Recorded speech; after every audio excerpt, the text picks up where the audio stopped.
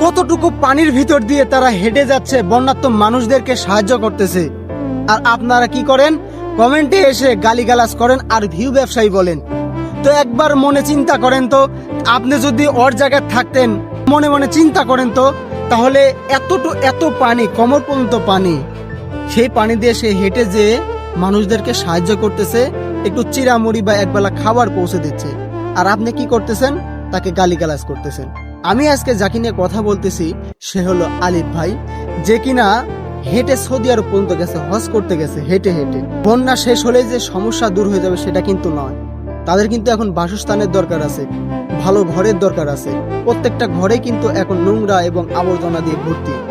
অনেক ঘর ভেঙে চুরে ধূলিসাৎ হয়ে গেছে। এমনও গ্রাম আছে যেখানে গ্রামের কোনো চিহ্নই নাই যে আগে কোনো গ্রাম ছিল এখানে। এখন মানুষদের ঘরের দরকার আছে। তো যদি পারেন ভাই, আপনারা তাদেরকে সাহায্য করবেন যতটুকু পারেন, যে যা পারেন। এই ভিডিওর মাধ্যমে আমি বলতেছি, যে যা পারেন আপনারা পাঠিয়ে দেবেন এই আলিফ ভাইকে। আবার যারা মানবতার কাজ করতেছে, বিভিন্ন কাজ করতেছে, তো তাদের নাম্বারে আপনারা পাঠিয়ে দেবেন। ধন্যবাদ।